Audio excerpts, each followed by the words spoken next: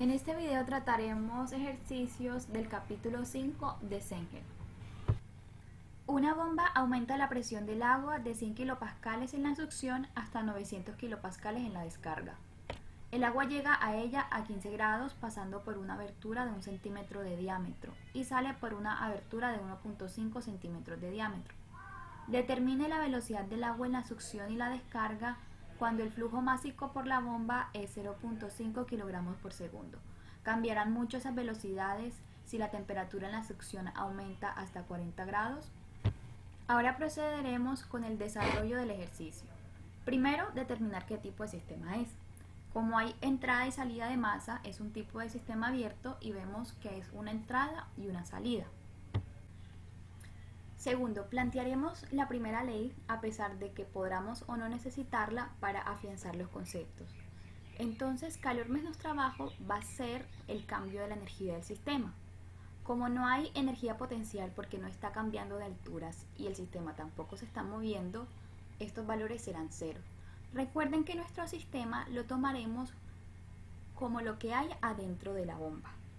Por ende, tampoco hay entrada de calor y salida de calor y este también sería igual a cero, quedándonos la ecuación que muestra a continuación que trabajo es igual al flujo másico por el delta de entalpías. Es bueno realizar una tablita con las propiedades que podamos utilizar como presión, temperatura, velocidad, flujo másico a la entrada y a la salida del sistema. De igual forma procederemos a determinar el estado de cada punto. Y con eso utilizamos la tabla de temperatura y volumen con una línea de presión constante. Como vemos, nos da en la región del líquido comprimido. Para el estado de salida solamente contamos con una propiedad y es la presión. Y es por ello que no podemos determinar el estado. Pero como conocemos que el funcionamiento de la bomba tiene que ser solamente con líquidos, podemos suponer que por lo menos sale como líquido saturado. Habiendo organizado los datos que nos dan y construido la tabla y determinado los estados, procedemos a la resolución del ejercicio, el cual nos pide determinar las velocidades. Para ello, recordemos la definición de flujo másico, que es densidad por la velocidad promedio por el área transversal. La densidad la podemos expresar como el inverso del volumen específico, y tenemos todos estos datos, el flujo másico que nos da el ejercicio, el volumen específico que lo podemos determinar por tablas como un líquido saturado porque el líquido comprimido lo podemos aproximar a este estado. Y el área transversal que sería el área del círculo, nos dan el diámetro así que lo podemos determinar. Con esto despejamos la velocidad promedio. Ya calculamos la velocidad promedio al momento de la succión. Como es solamente una entrada y una salida, los flujos másicos van a ser iguales. Por ende, podemos igualar estas expresiones. ¿Por qué hacerlo? Porque podemos cancelar algunos valores. Por ejemplo, como estamos trabajando con agua, este es un líquido incompresible, lo que quiere decir que aunque lo sometamos a presiones, su volumen no va a cambiar o va a cambiar en lo más mínimo. Eso quiere decir de que la densidad a la entrada y a la salida va a ser igual. También nos permite calcular constantes como pi o cuarto, quedándonos la expresión de que la velocidad promedio de la salida será la velocidad promedio de la entrada por una relación de los diámetros de salida y de entrada.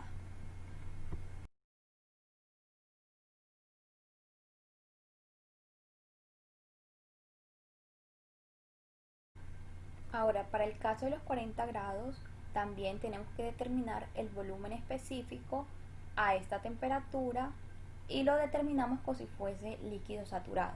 Igual forma, reemplazamos, despejamos la velocidad y nos da 6.417. En comparación al anterior, nos dio un poquito mayor. El siguiente ejercicio dice así: a un tubo de 28 centímetros de diámetro entra refrigerante 134A a las condiciones constantes de 200 kilopascales y 20 grados centígrados, con una velocidad de 5 metros sobre segundo. El refrigerante gana calor al pasar y sale del tubo a 180 kilopascales y 40 grados Celsius.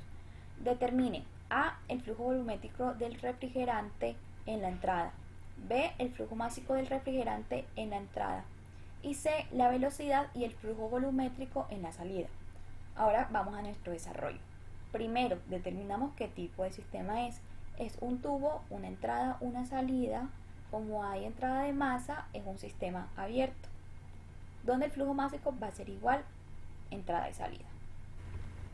Ahora, para el planteamiento de la primera ley, calor menos trabajo es igual al cambio de energía en el sistema. Como nos dicen de que adquiere calor, o sea, hay una entrada de calor, no hay trabajo, el sistema no se está moviendo y tampoco está cambiando de altura.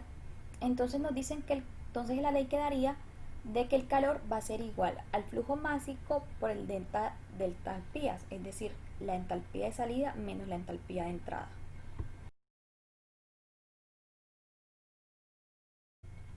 Realizamos una tabla para organizar los datos que nos dan en el ejercicio de forma ordenada.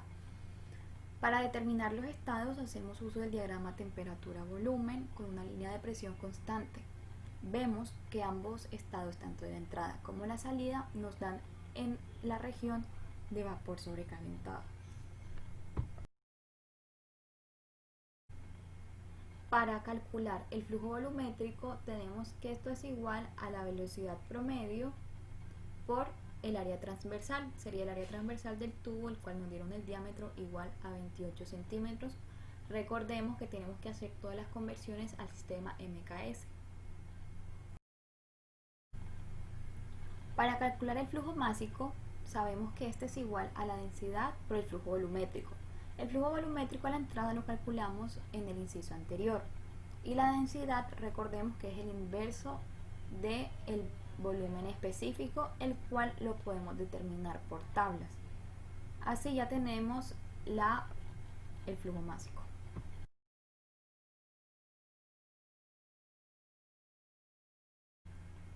El flujo volumétrico es igual al flujo másico sobre la densidad, pero nuevamente la densidad la podemos trabajar como el inverso del volumen específico.